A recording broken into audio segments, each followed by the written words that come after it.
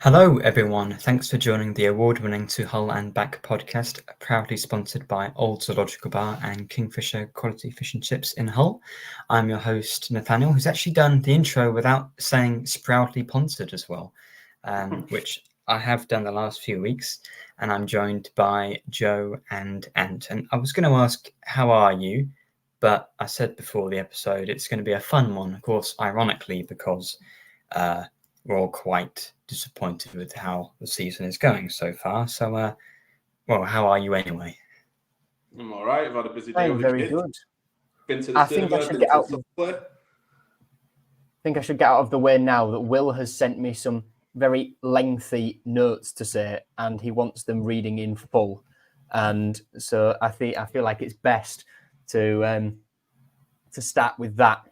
Yeah, let's just get it out of the way. Yeah.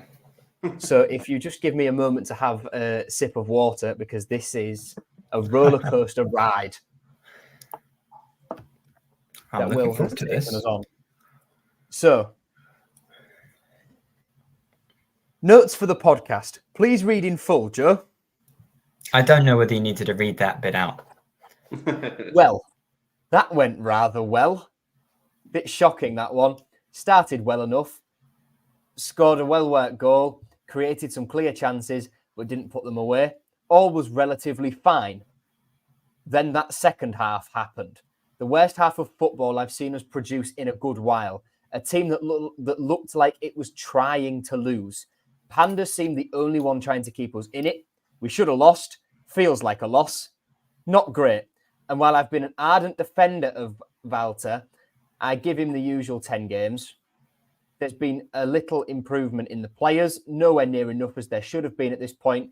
While maybe high and deluded, I would be willing to give Walter a tiny bit more time to fix things on field. There's no point anymore because of what happened off it. Tim's right about the atmosphere at the MKM, in my opinion. Mm-hmm. It's awful. Even when we score, it lasts 30 seconds and it returns to a dirge after. But you can't... words. You can blame the football, but it never used to be like that, regardless of the style on the field. Simple as. But while I may agree with him there, that's not the way a manager should go about it. He didn't blame the fans at all for the defeat, but he sure slagged them off. And that's an absolute no-no. The fans are the one constant in a football club, the lifeblood of a football club. That's one thing you are allowed to think, but never openly mess with. Once you do that, you're a dead man walking, and there's no way back by performing a miracle. Lose the fans, and you're on borrowed time. Hence why there's no point giving him that little more time to turn it around. It's a delay of the inevitable. Just pull the trigger now. Save us the pain. Fix your mess, Ajun. You're the source of all of it. Summit in German, which I think means thank you, Tim. And off you pop. He's put a translation afterwards. Thanks for everything, Tim, but goodbye. Danke für alles, Tim, aber auf Wiedersehen, I think. Yeah, well, that's what Will has to say in his absence. Right. Well, there's an awful lot to unpack there. I think, we're getting our opening statements from everyone. And Joe, I mean, you're taking a sip. You need a bit of a rest, so I'll let Ant. Do you want an opening statement? It feels like we have a lot to... Well, I was saying before, Joe, do we have a lot to analyse, or are we just going to analyse one particular thing? I think there's maybe the atmosphere, but then obviously the main talking point after the draw with Portsmouth is the sort of position of manager Tim Walter. So, Ant, how do you see how the manager's situation is at the moment? Yeah, I was in an emotional part after the game. I think obviously it almost immediately after matches, obviously your emotions are running high and stuff, and it genuinely did feel like a loss. I think I actually said to my family in the pub afterwards that we'd lost the game. It was like, we haven't withdrawn. I was like, oh yeah, we did, didn't we? Because the emotion of it was that negative. We'd said before going into the game that played bottom of the league with one win. We had to win it. We did. We had to win it. We've got a tough run coming up. We've got Oxford away midweek, and a lot of people will target that as a win, but they're pretty decent at home, so that's not going to be a walk in the park either. Then after that, we've got a really tough run of fixtures. I just don't see him lasting the month. And the thing is like Will mentioned in his, that you want to see progression. You want to see players taking on board whatever style it is that he wants to play. I think I raised this question to someone I was speaking to in the pub before and after the game. Could anyone actually tell me what our style of football is? If there was someone who was not a fan of Hull City and they said to you, what is your style of play? What do you say to that? Because I honestly don't know. I would just say that it's chaotic. It's unpredictable.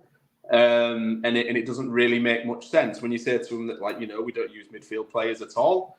The people look at you like you're insane. They're like, what do you mean you don't use your midfield players? Yeah, I'm in a dark room because the kids are in my usual room asleep. Obviously, it's a bit later than usual, and I don't usually have them on a Monday because it's 10:30 for them. But yeah, I'm in the dark room. But it's one of those where I just don't understand what he wants us to do. I think there's two problems with Walter at the minute, and it is either one, his style of play just doesn't work, or two, the players just cannot adapt to what he wants them to do. And either way, he can't stay here for me because it's just obviously not sustainable enough. And I think the best way to look at it would be, would any other club look at us in envy of having Volta? Would they look and say, oh, I really wish we had him? Do they look at us and say, oh, I really like the way that they play, I can see what they're doing? I don't think they do. We're honestly a little bit of a laughing stock. I mean, I'm in a creator chat with a lot of other podcasting and content creators and things like that. They all just, we're pretty much a laughing stock. They look at us, they laugh, they say, I can't understand what Hull are doing. They just point out specific bits of matches and you can't explain it. You just kind of have to go, yeah, that's just us. I think we have a really good team. I just think we're being held back by the manager. And I think that that game was a must-win for him and us as a club. And I think because we haven't won it, and then obviously, like you say, with the comments and not taking accountability for his own system possibly being the reason why we're struggling, and pointing at everything else like it was, the players' fault at Derby, it was the fans' fault against Portsmouth. It's just when you point the blame at everybody else but yourself, it screams sort of self-absorbed delusion that your style is the be-all and end-all and that it couldn't possibly be wrong. So it is what it is, unfortunately, and I'm in the pitch black. Yeah, and it's just cut off there. So, I mean, I agree with pretty much everything he said. I'm not sure whether I've actually put out on Twitter, although I did many tweets, whether I'm fully Volta in or out. 83% of people in the poll I put out about Volta said that they'd sack him now. I think I always get stuck in this sort of situation where, well, I'm not going to call for the manager's head knowing full well he won't actually be sacked. Mind you, I think because there is another international break coming up, if we don't win any of the next two games, maybe even just another draw with Oxford having gone, that's Derby, Portsmouth, Oxford, the new promoted teams, not winning any of those for a team that I'm sure within the club, I don't know whether we think we're good enough for the players, but within the club, I'm sure playoffs is still the aim with what Ajin would have said and why we brought in a manager who's been at the top of the German leagues, although not promoted. Not winning any of those three games would probably be time for him to go. I mean, I said, and I agree with you, Ant, that our style of play was supposed to be different to Liam Rossini. That the whole reason we sacked Rossini is because Ajin said the football was boring. But yesterday, I actually made a joke, even when we were 1-0 up at half time, that Rossini needs to get more out of the attacking players because it just felt exactly the same as last year. I think we're all very sort of fed up with the home performances, which have been poor for a very long time. I mean, pretty much the entire Ajin era, bar a bit of a period under Rossini, I think in the 2023 season, pretty much early 2023. His comments about the fans, though he didn't outright blame the fans for the performance, the whole thing about him being the manager to be after Rossini, where he was quite liked because he was a former player, and then mentioning the atmosphere, I don't think he's doing anything to really ingratiate himself with the fans, and these performances aren't helping.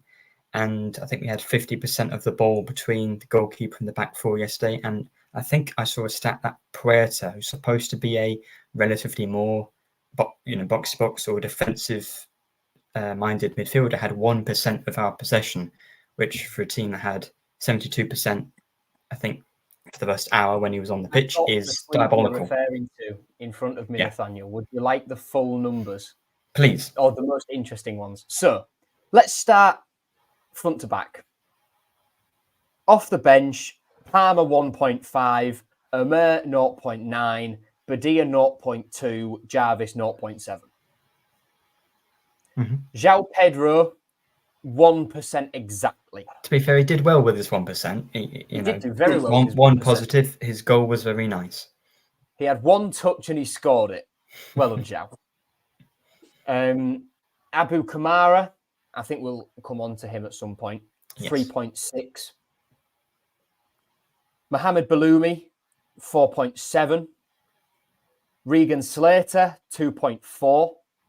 Gustavo Puerta, 1.4. And I found this really weird how the club tweeted at half-time, Gustavo in that first half and like a clapping emoji. I don't think he did anything. I saw that tweet pop up notification on my watch. I thought, what on earth? That's such a weird tweet because I don't think he did anything. Have with 1% of the ball. Anyway, Simons, 3.5%. I'd imagine that was his shot that got deflected in the first half that could have gone in on another day, and a couple of sidewards passes. Louis Coyle, 9%. Cody Drama, 8.1%. Charlie Hughes, 10.7%. Alfie Jones, 11.5%. And Ivor Panda, 10.6%. And so those statistics would have been exactly the same with Allsop and the defence last year. And that's what Adjan doesn't want, because that's why he sacked Rossini. Exactly. There's another couple of tweets I wanted to bring people's attention to that I've bookmarked for tonight.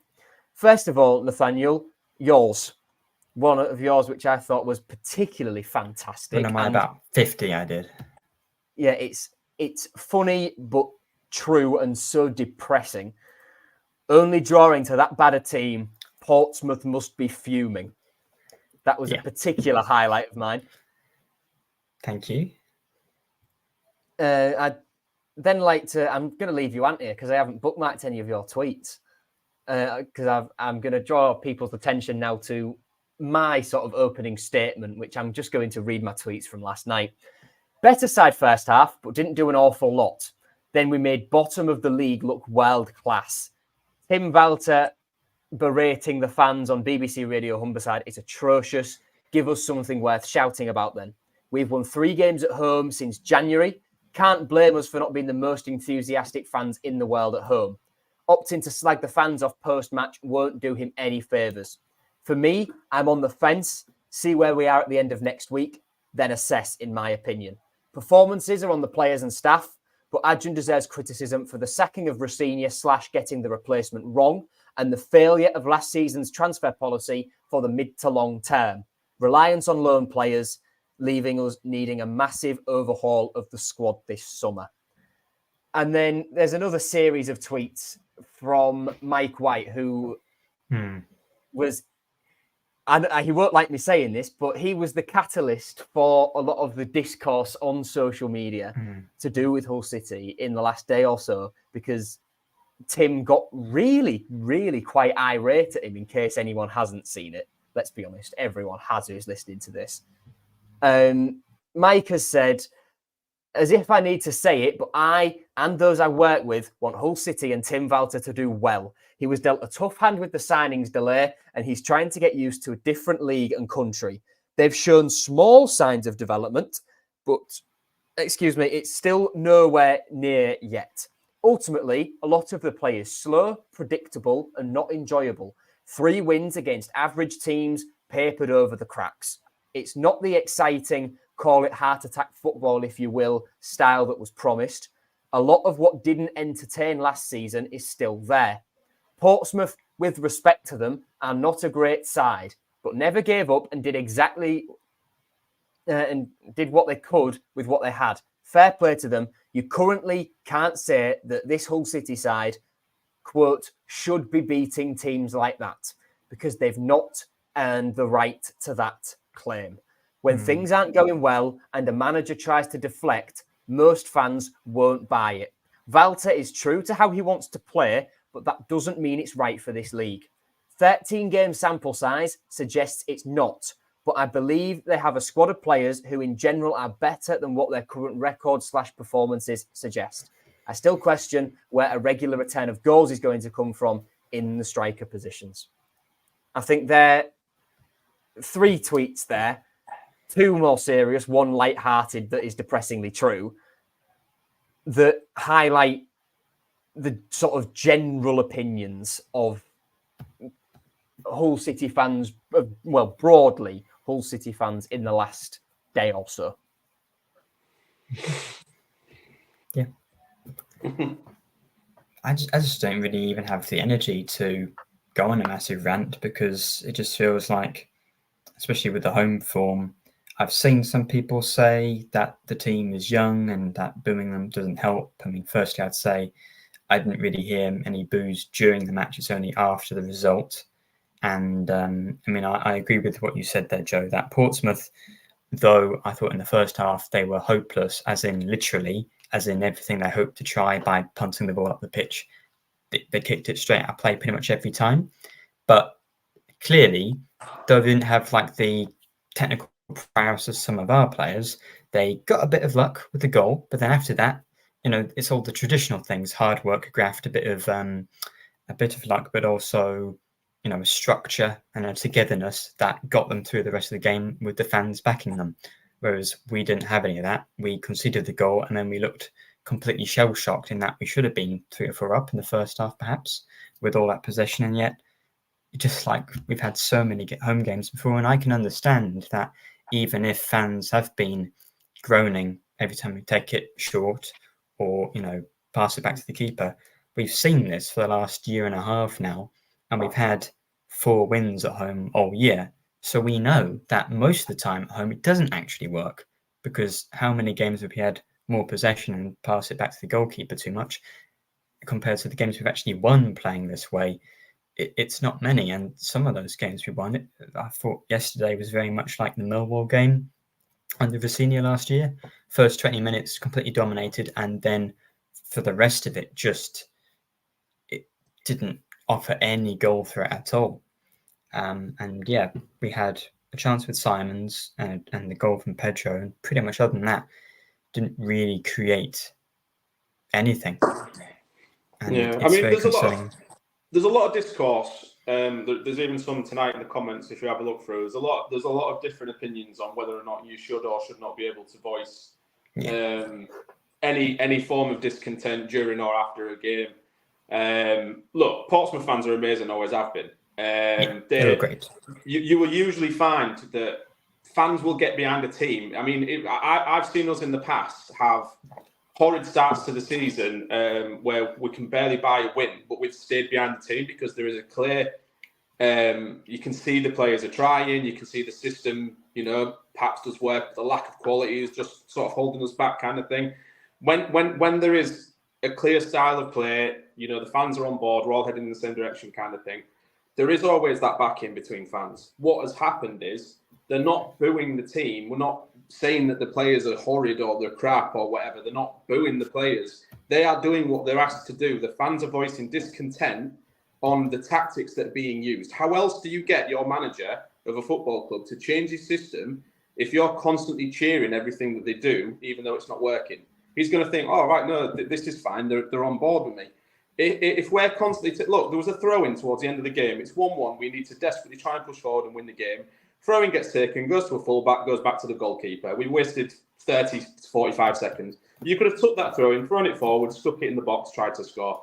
There's a lot of different things we could have done. The fans are frustrated because we're paying X amount of money per month or per game, depending on what you go to a game, and we're watching the same garbage that we've been watching for the last year or two. We are watching the same, what's supposedly attacking exciting football. I don't know if Adrian's view on what is exciting and exciting football is completely different to ours, because I think that possession-based football, primarily amongst our back four, is garbage, and it's not entertaining. It's slow, isn't it? It's impossible to get excited about the goalkeeper passing it to the defence. This is the thing, like, even with Rosinia, his style only needed tweaking. You've just got to up the tempo, take more risks, ask more questions, start putting the ball in the box more often. Rosinia last season, the problem we had with him was, when we got to a good position on the wings, a good position to put the ball in the box and create a chance, or even shoot, it ended up back at the goalkeeper's feet. This season, we completely ignore the midfield, constantly going down either side, get into a good position, and then what do? Dally with it for too long, either get tackled or cross to nobody. There are opportunities to get the ball in the box so many times. Bellumi, first half, he puts the ball in the box pretty quickly. We score from it. Second half, refused to use his weak foot again and wouldn't cross the ball. Fans are showing discontent at the decisions being made because of the tactics. Goalkeeper spent like 30 seconds with the ball at his feet. Why are we not putting it up? When he gets the ball and we can break away and he can throw it to a fullback to counter-attack, they don't do it. They don't want to break away fast because they prioritise possession over creating chances. That's not entertaining. Fans want to see us win games. How else do we do that? Create chances, score goals. Passing it amongst the back four and taking too long on the ball does not create chances or score goals. And that's what will get the fans excited. You don't get excited about having chances. Looking at the drive of the players, big tackles, getting in, just showing that you've got a bit of grit and determination about you. The players look lost. This system obviously does not work, and ergo, the fans are not happy. Why? I don't understand why you're not allowed to show any form of discontent to the tactics being. And we had better players. We had better players last year to bail us out at home and win more home games. But when we don't have that goal threat, like we desperately needed a striker in the summer, the goals don't come. And Harry says, "Do you really think Volta's telling the players to play at a low tempo?" Yes, of course he is. Because why else would we have? If he would sub off the back five for playing that way, if that's not what he wanted him to do. He's not a man afraid to make half-time subs, is he? If he was that frustrated with the way things were going in terms of the speed and where the ball was on the pitch, at half-time, he would have pulled off, well, maybe not Coyle, but Jones for McLaughlin, Hughes for Zambrano, and put Simons at centre-back, Drama for Giles, and it would have made his point clear. But his interviews make it clear that he thinks the players are doing what he wants them to do. And he does, because you can listen to the post-match interview. Every post-match interview he has, he comes out and says we played well. So we're obviously doing what he's asking us to do. If we weren't doing what he wanted us to do, he'd come out in a post-match interview and go, that was a disgrace. I have no idea why the players are doing what they're doing, because I've asked them to do something different, and he doesn't. We're 13 games into the season. It's quite clear now that the way we're playing is what he's asking them to do. We're constantly among the back four, down either wing, to no end product. His phrase, and it might just be because English is a second language, but he always says we're doing it, but we can do it better. So he's happy with the style. He just wants us to be more clinical and excel at it. So clearly, the system is what he wants, because he's done it all the time. And I think it's very obvious to point out that he's done this with a great squad for the second division in Germany and finished third. Now our squad isn't one of the best in the league, and maybe the players can't do it, and so he needs to adapt, try something different. One thing I'll say is that Kamara, I think, is clearly not a left winger. I'm not going to criticise him per se. He's a young player. He's not actually played in the Championship very much before. He clearly wants to be a right winger, not a left. But I know Miller's injured, and we've got Longman and Cynic out as well. But if Kamara cannot play on the left, why are we playing him on the left? Try something else. Giles has played there through pre-season. They did. I've said quite right. So many people. I'm hesitant to judge Abu Kamara yet. We were having a discussion on the coach on the way back from Derby. I think it was. I'm sure they won't mind me saying this. There was Johnny Hayton sat behind me and Amy Key, and we were having a discussion about how the game went and what have you. And I said to them, because they were talking about Abu Kamara, and I told them what I'm about to say now. I'm hesitant to judge him because Portsmouth fans said they played him on the left to start with, and he was dreadful. But as soon as they moved him to the right, he became a different player. And I stand by that, well, he's injured now and he limped off, left the game in a boot. So we probably won't see him at all for, well, at least until the international break anyway. But until after the international break. But Kamara and Bellumi, with the way Bellumi puts the ball in the box sometimes, you wonder how good he might be on the left, where he's doing it with his strong foot as he's driven down the line. He can put an out-swinging cross in with his left foot, and then that allows Kamara to move onto the right-hand side where he's better. Bellumi might be better on the right-hand side. He probably is.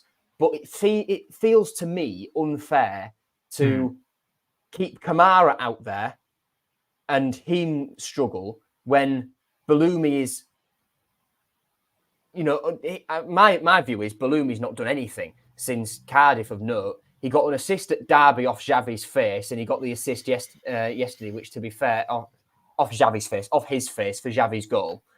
But his right foot. Yeah, he put a cross in yesterday for Pedro, but he hasn't done an awful lot. And I do wonder why he just seems sort of irreplaceable, untouchable. Where, for me, if by some sort of miracle Kamara's fit for Oxford, he's on the right, Jarvis in on the left, drop Bellumi to the bench, or try Bellumi up front. Yeah. That's for me. I think you give Abdush a game at 10 from the start against an opposition where he can be competitive, like Oxford, and Pompey in the first half was. Because against Sheffield United, when it was done before, he couldn't get on the ball because we just got battered from minute 1 to 90. And I'm sorry, Xavi, you've had 2 good games, scored two goals, but I think Zambrano's got to come back in. Back 4 can stay as it is. Panda can stay in. Yeah. We've got options. I'd actually be tempted to put Giles back in now and let him see what he can do, because I thought Drama yesterday, I thought that was his worst game in our shirt. I thought second half especially, he just constantly gave the ball away, and they had such a good time down that right-hand side. He's had good games for that goal as well. Yeah, good games and bad games, but overall I think no matter how good you are, even if you're the best, if you're Kieran Trippier, you want to play on your favoured side. And I think the issue is, and we've banged this drum, me especially, for the last 2 or 3 years, because we constantly seem to have managers who come in and are so obsessive over having their own specific identity, their own 4-3-3. And McCann's 4-3-3. Yeah, since McCann, we've just had managers that want to play one way only. And it's like the best managers, and I will always say this, the best managers are good because they change and adapt based on either the team you play in, the players you've got available, the time, the place, the weather, etc. You have to change and find a different way of winning, because as soon as a team figures out, or a scouting network finds out how best to hurt you as a team, and you've only got that one way of playing, all of a sudden you're struggling to win games. We saw it with Rossi last season. Teams knew, low block, couldn't do anything because we won't pop the ball in behind, we won't ask questions. We'll just pass it around the midfield and the defence for ages and do nothing, create nothing. This season, they know full well if they put a high press on, we're just going to lose the ball, give the ball away, give chances away. And I think that's what Portsmouth got right against us. They, for the first half, even though we got through it, their press was really good. And then the second half, they came out, got at us, their press was even more intense, and we were second best by a They wanted it more. Mile. They wanted it more. Something simple as that.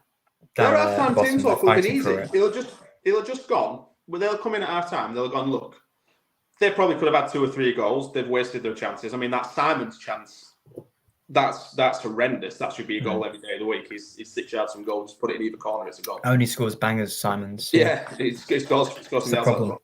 But they'll come in at half time. They'll have gone, look, I think what to do is, look, they're really insistent on passing it around the back 4 and getting it to either wing. They're not going to use the middle, so don't bother pressing the middle. Press as a group, suffocate the space, keep them up in their half. That's what they did. We couldn't deal with it. 45 minutes, we looked like we were the team that have just come up from League One.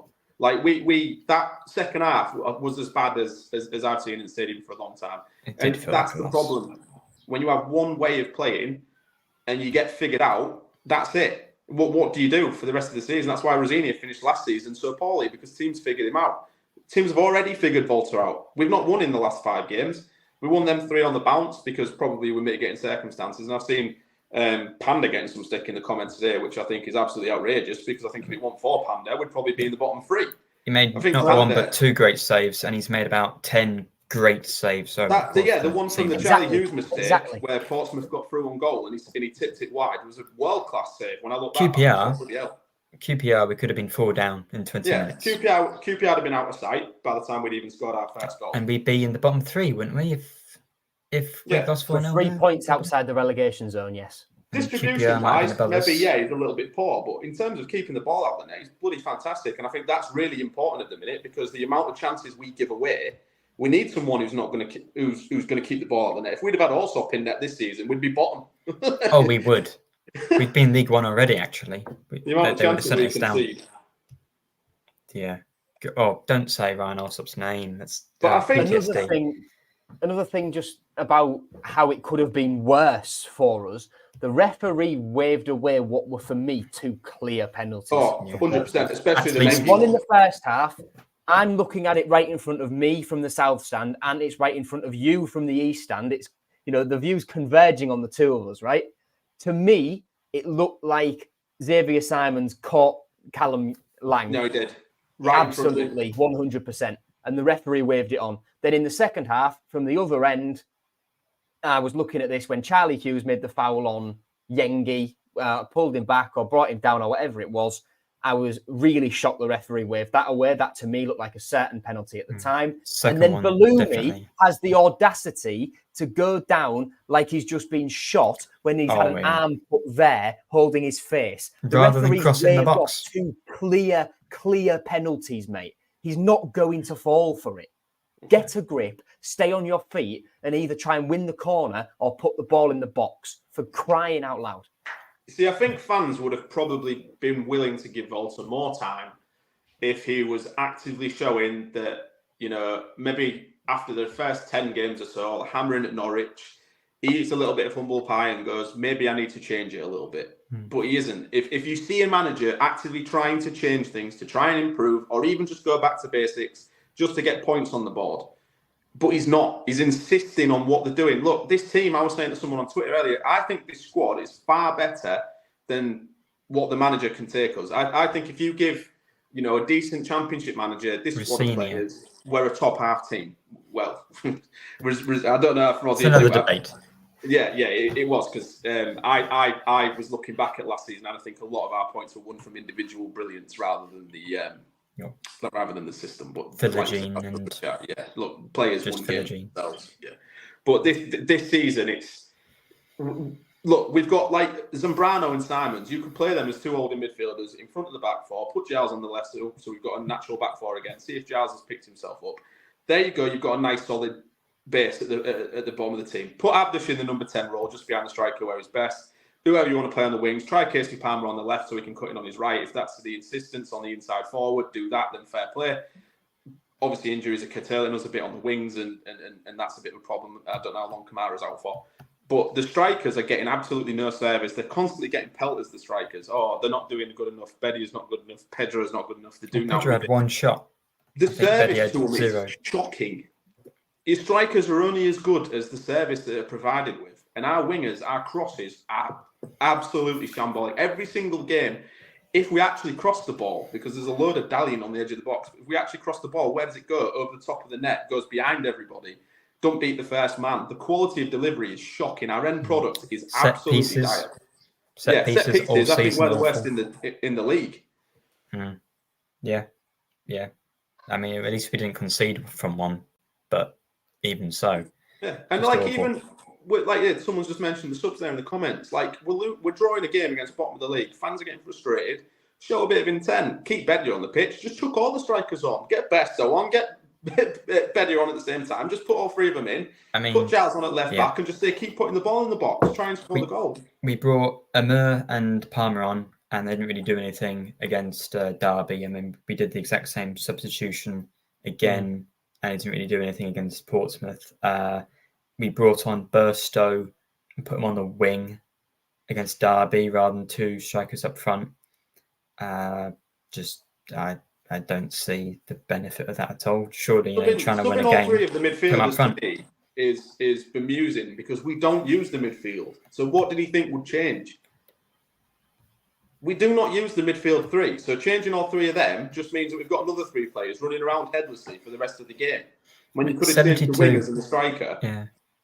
72% possession with the midfield not touching the ball is unprecedented. Well, bar the other games we've had, but it's just crazy. That's what it is. Yes, it is, Joe.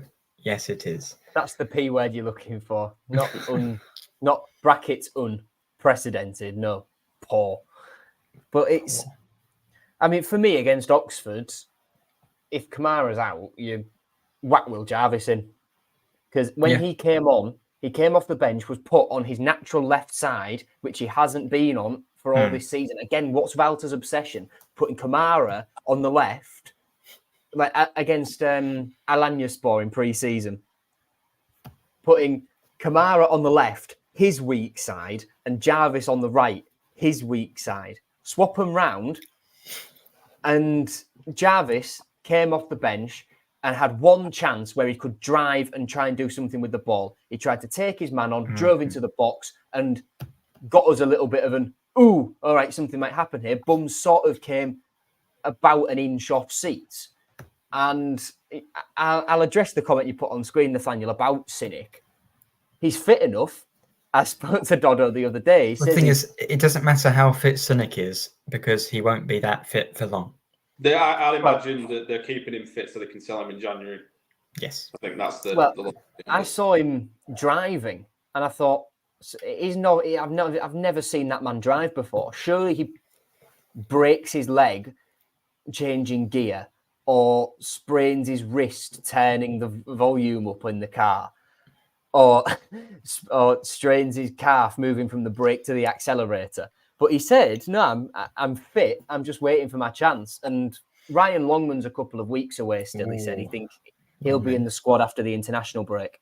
Stephen Alzate's on the grass again next week. He said, so he'll be back after the international break, which that's another player we haven't seen.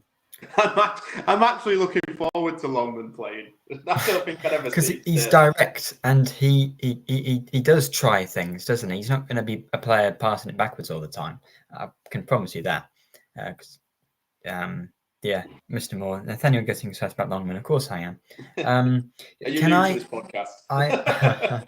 I also want to make an apology. I want to, YouTube's a good place to put an apology video out. I know. Clip this. I know that I said a few weeks ago that he was actually my scapegoat and that I was happy he wasn't going to be playing anymore because he's injured. But our performances have been pretty shocking since he's gone. I miss Marvin Merlam. That's it. So I'm sorry. I don't think things would have been any different. We're that desperate. We don't know. I just. Well, the person who's coming to replace him, Regan Slater, in that midfield.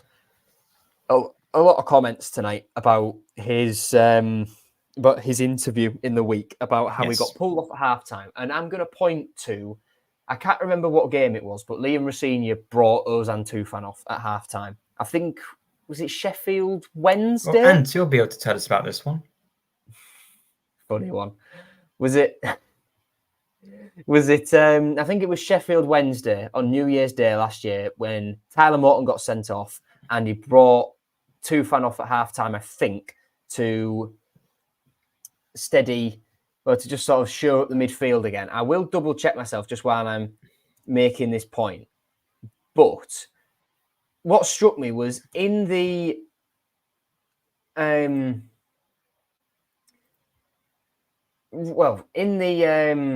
post-match interviews, Rosenior said, look, I don't like to bring players off at halftime. I mean, it's the wrong game I'm thinking of here. But I can remember him saying it because I've just checked. It wasn't Tufan who got brought off at halftime. But whatever game it was is irrelevant. He said, I don't like bringing players off at halftime. And I've spoken to Ozan. The essence of it was I've spoken to Ozan. He knows it was a decision I had to make just to show things up for the team and change things because it was poor. And Well, Regan Slater said that after he and Gustavo got pulled off at halftime, the manager didn't pull him aside and speak to him about it or anything because it's, quote, not the way the gaffer works. And they didn't play badly either. No. I thought.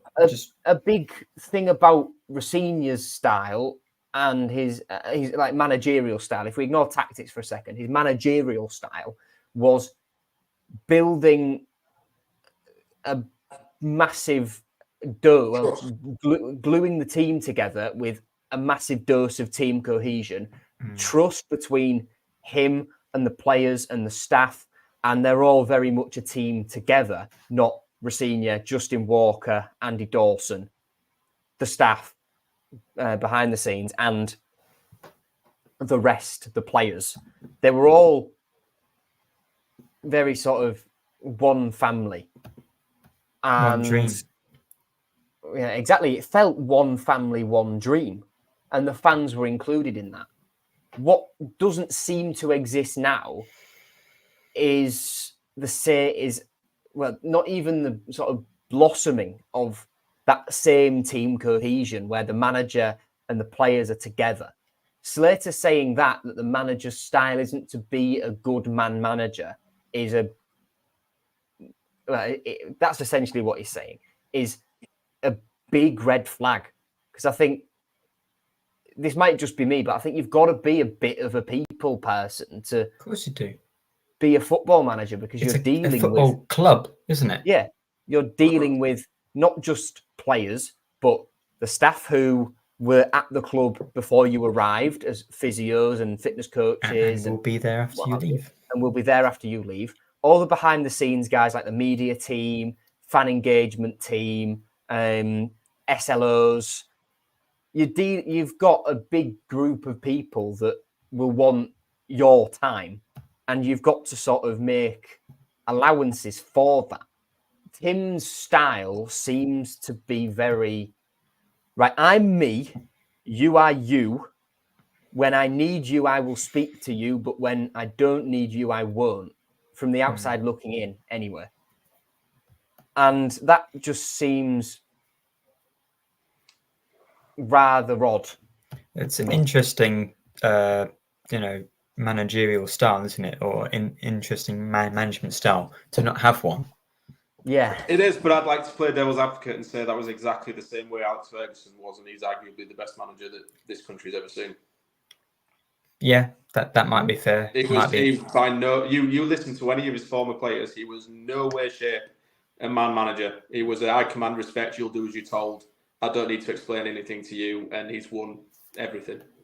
But he redeemed himself tactically, though. And when there was tactical progress and they were getting results, players would get behind him through that. And that would be the vehicle for building that team cohesion, I suppose. Yeah, I'd say it's different, Saturday, Tuesday in the Championship as well. You needed togetherness, maybe when Alex Ferguson, especially if he'd been there for quite a long time, much older, more, respected managers than Volta, perhaps you can get away with that.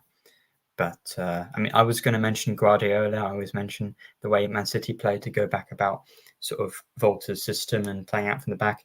You're quite right. I think and to Joey, probably both of you said that you need to be a manager that can adapt.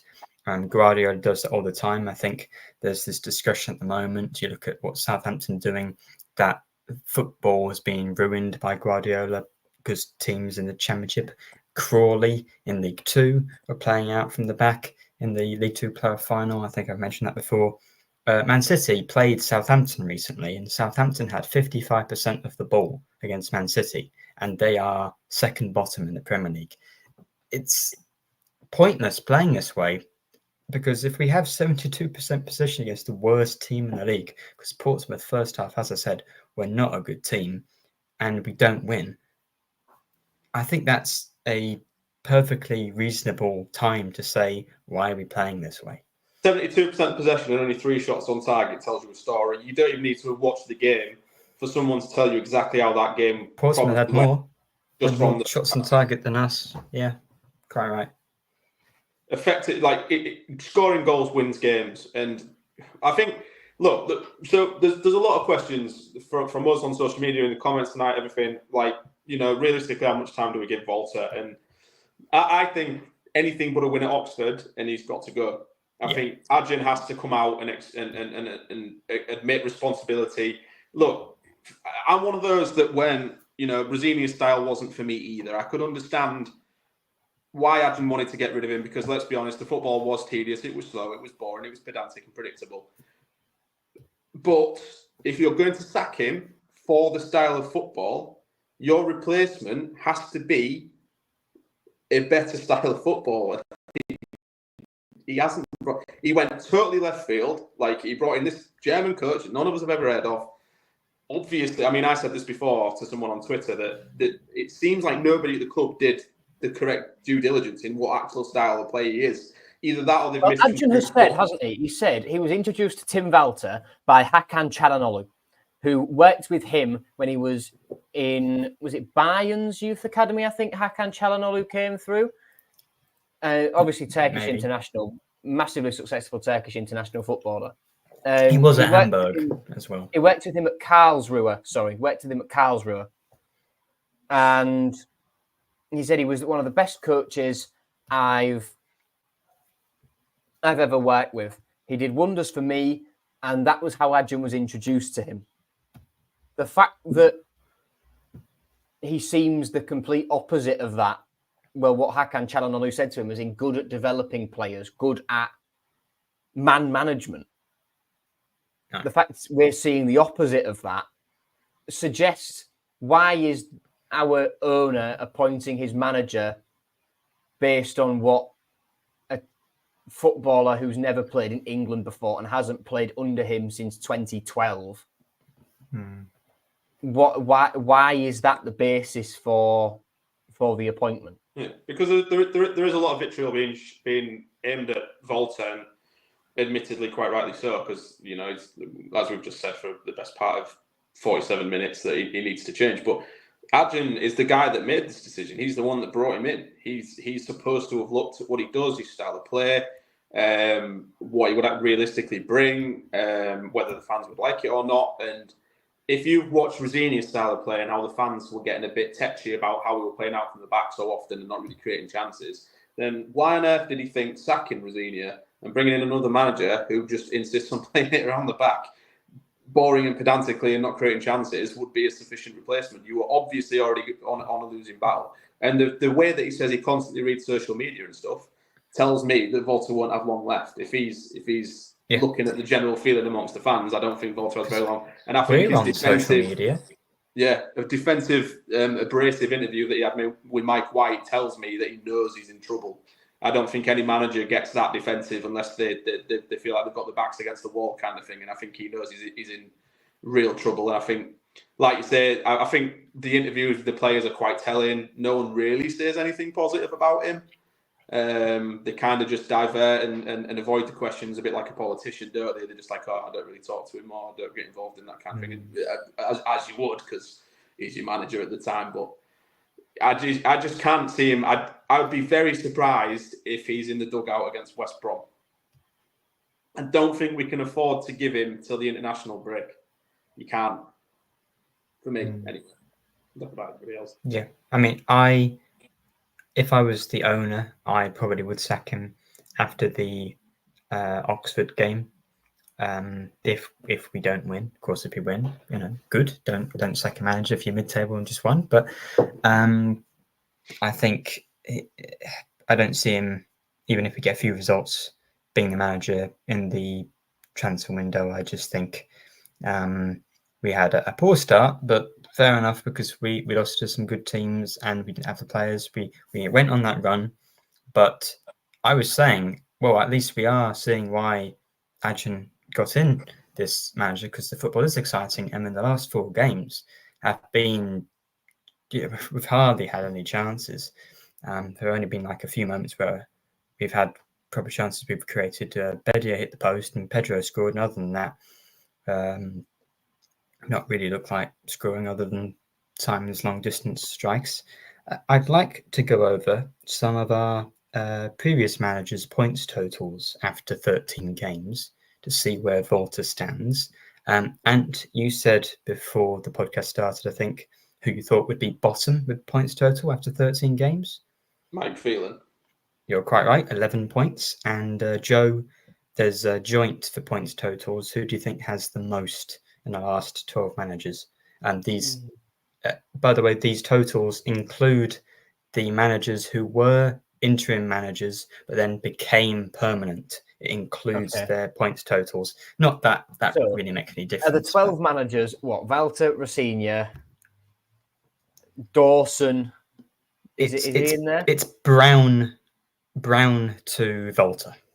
Okay. Does it include Dawson, Dowie? No, they didn't get to 13 games, so I thought it'd be unfair anyway. All right, so it includes Phelan then. What you say? Silver, McCann. Yeah. I imagine top would be Adkins. Yeah, he's not top, but he's on the list.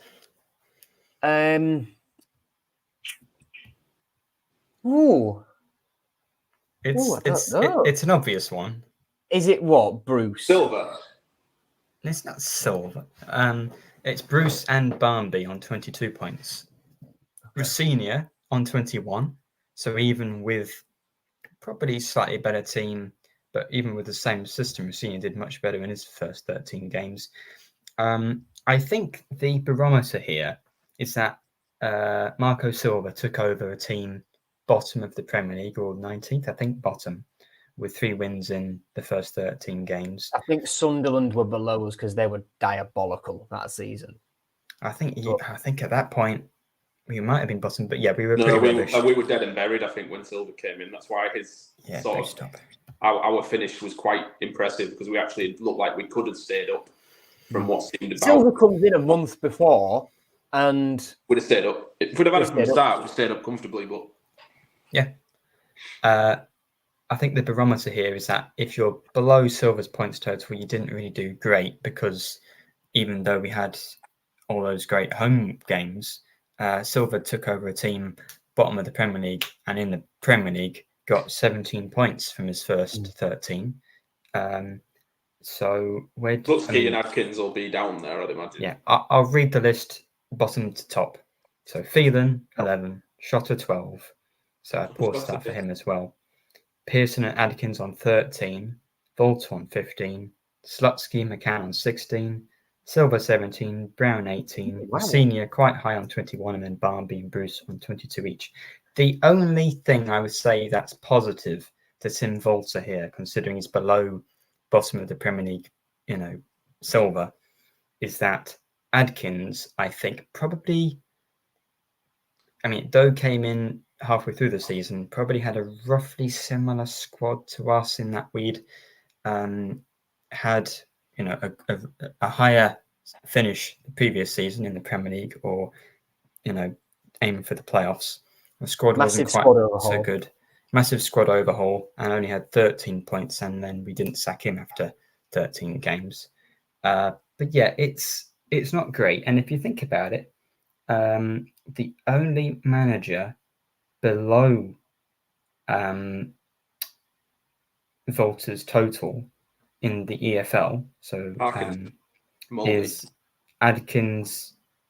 Yeah, I don't even know what fact I'm trying to say here, but of all the managers in these last 12, Nigel Pearson is the only one with a lower points total from, and that was his start as a manager, where he was the manager from the beginning of the season. There we go. Whereas the rest of them, I know Phelan was the manager, but that was in the Premier League. That was very difficult. But Shotter and Adkins came in halfway through. So that's the worst or second worst start we'd have. I don't know what I'm trying to say. I think you got it. What you're saying is, when managers it's bad to start the season that badly when you've had a full pre-season. There we go. Yeah, that's what you're trying to say. When managers are in from the start, you can't be having the terrible start Walter has had, because Adkins can get away with it a bit more because he inherited a mess and had to build something. Thank you, Joe. You saved me. So, if we beat Oxford, maybe get a draw against West Brom, which happens because we like to draw at home, that wouldn't be a terrible start. But I just think that we're delaying the inevitable because I'm not sure the players are really playing his The way. problem is like if we come out and beat Oxford midweek, I think Bentos has just said it in the comments, that if we beat Oxford midweek, it probably buys him a little bit more time, and then we just watch the same for the next few weeks. Probably don't win in the next 5, and then we're all saying, "Oh, look, he's like." If we beat Oxford in midweek, it buys him until Middlesbrough. Is Middlesbrough the first game after the international break? It's the last game of November. Right. This is a good question from Harry. So, what style of play do Hull City fans want?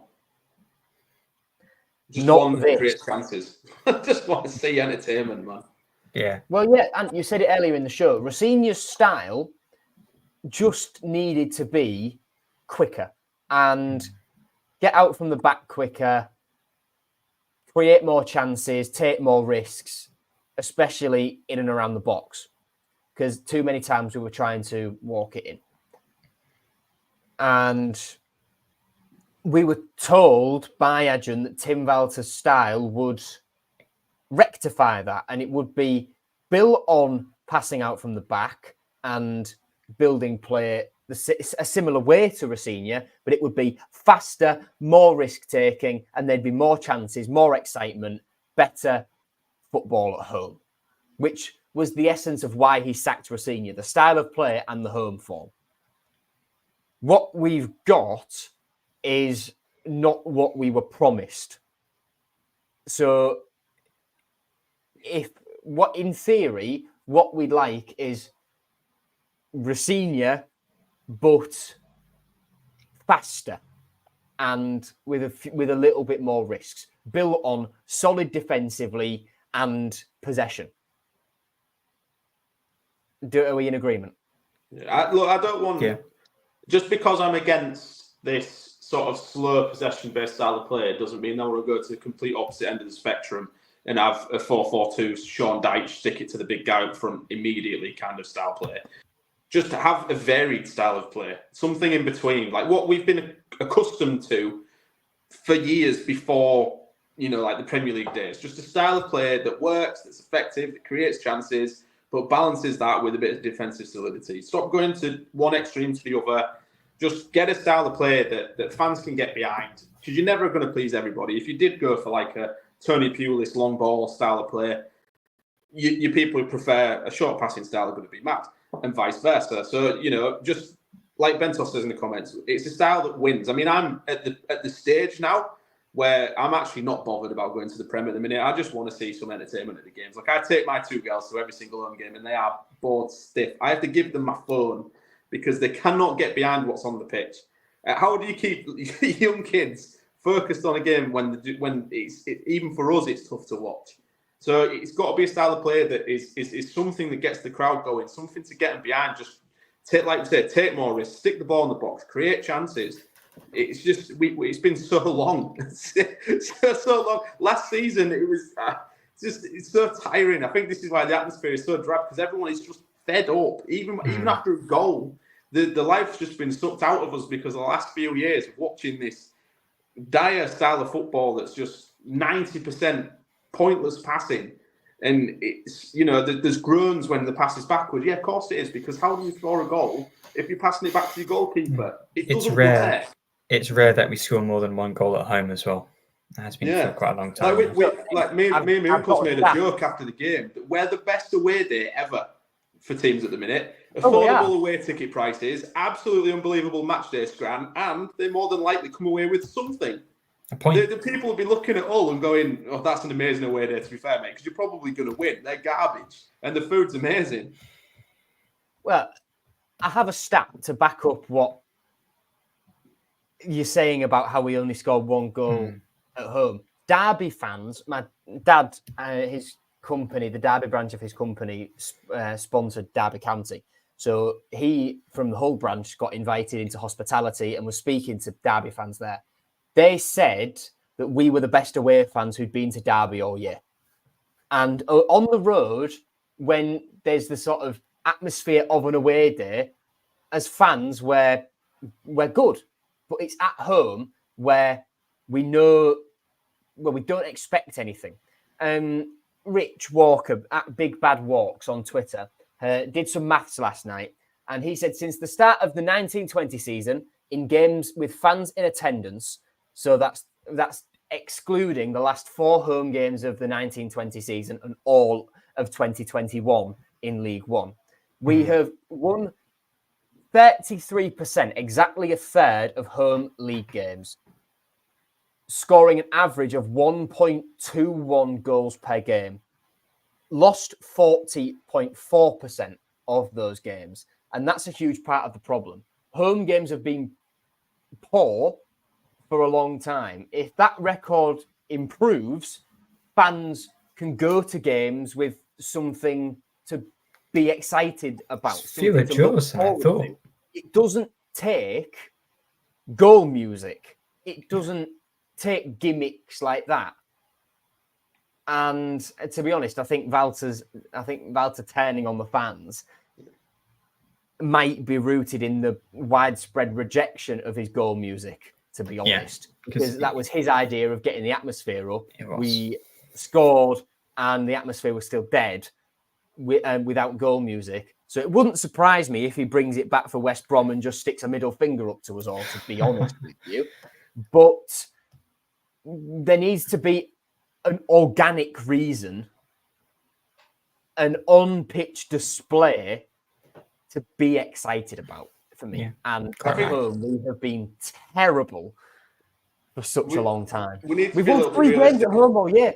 What? To be realistic, I don't say anything more than that. We've never really had amazing home atmosphere ever from memory. Like, as a kid, I remember the Boothry Park atmosphere being decent, with that stand-up terraces and stuff. So, yeah. I mean, since moving to a lot of teams have had this. Obviously, the modern stadiums, I think atmosphere died a little bit. We got it back. I think we're always, we've had decent atmosphere in the past. We see it at away games, like you say. I'd much rather have a season of away games than go to home games, especially at the minute. But I think that the issue is that with the Alam era, when so many people went away and came back, and the movement of the away fans to, the splitting up of the East Stand into the North Stand and things like that, and then COVID season, I think all home stadiums for me post-COVID have been dreadful, and a lot of people from other clubs have said the same, that their home atmospheres are shocking. So it's not just us; it's just like a generic nationwide thing at the minute. But for us as a home crowd, I think a lot of the usual atmospheric fans that did all move together, were in the North Stand and were quite boisterous and loud, and we had the North and the East both together at some point that were pretty good at some point.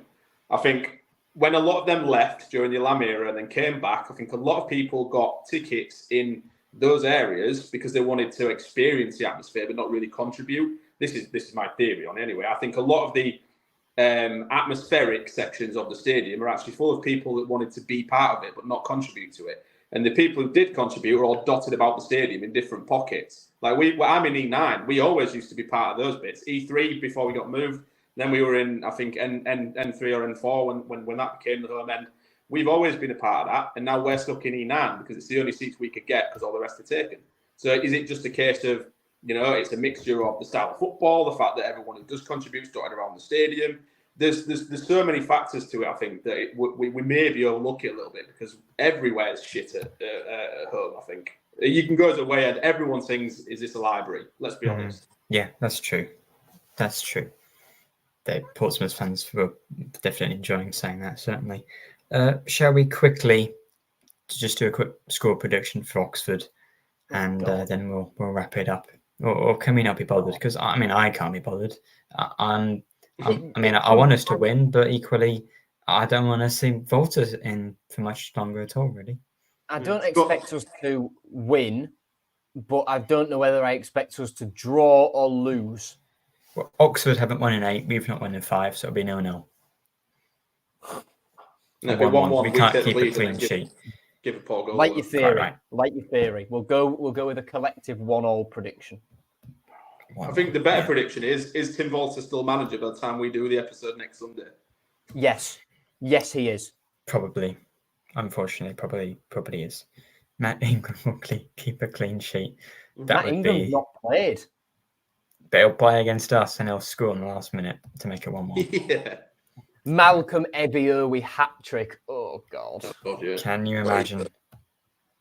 I would not enjoy that at all. But everyone who's joined us tonight, thanks for all your comments. It's been a really interesting debate, and hopefully we have a little bit more of an exciting and joyful podcast after another 2-1-1 draws next week. And Joe, thanks for joining me, and we'll be back next week. As I said, I mean, depending on whether you want us to win or not to get Volta out, we'll just see what happens. So until then.